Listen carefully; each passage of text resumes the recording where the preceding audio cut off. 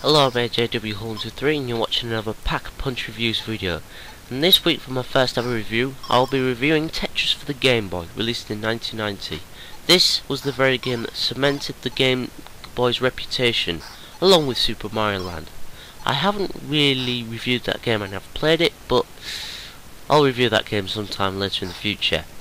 But anyway, how does this classic fare by today's standards? Well, let's see what's what. So let's have a look at the gameplay. If you're familiar with Tetris, you should be able to get into the gameplay mechanics within seconds. For those of you who don't know, and if you are one of those people, you probably live under a rock in Stone Age. Regardless, Tetris is a puzzle game where you place different shapes at the bottom of the screen and make sure the shapes don't reach the top. If they do, it's game over. How do you keep the shapes from going up to the top, do you ask? Well, you need to align the shapes in a horizontal line. When this happens, that line disappears, your amount of points increase, and you get more room and time to avoid a game over. It starts off easy, but as you progress onward, the game's difficulty cranks up a gear, making it harder for you to rack up some points, and keeping the shapes as low down as possible. And that's all I really need to say about the gameplay. It's simple, repetitive, and basic, but it's very addictive. And of course, it's Tetris, so why am I even bothering? Well, yeah, I still like reviewing this game, regardless. Anyway, moving on, graphics. Graphically speaking, Tetris for the Game Boy is pretty much like the gameplay itself. It's plain and simple, but with only two limited colours available, either being black or white, or lime and black. It does look a tad dull, but to the game's credit, at least the shapes, textures do look different from each other, making it easier to see which specific shape is which. In terms of the textures, yeah. So, that's all I'm going to say really about the graphics. They're plain, simple, but they're there, nonetheless.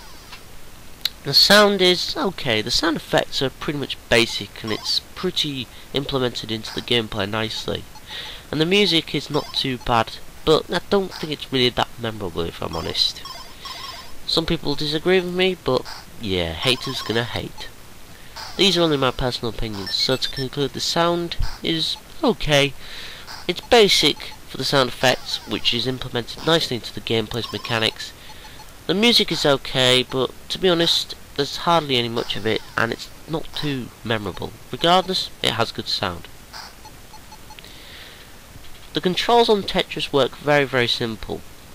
Use the D-pad to move that particular shape, and pressing the A and or B button changes the angle of the shape, and pressing select makes the shape in the box that tells you what particular shape is next disappear.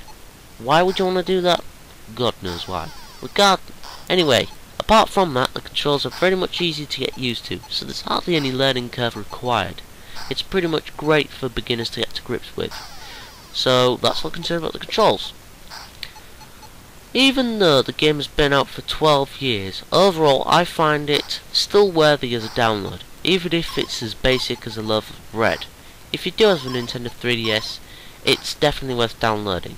It's simple but very addictive, and has aged well despite the plain graphics and the somewhat forgettable sound.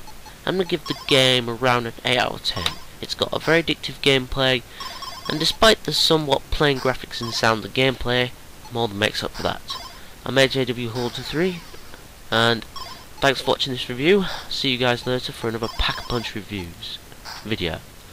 Thank you for watching, and I'll see you guys later.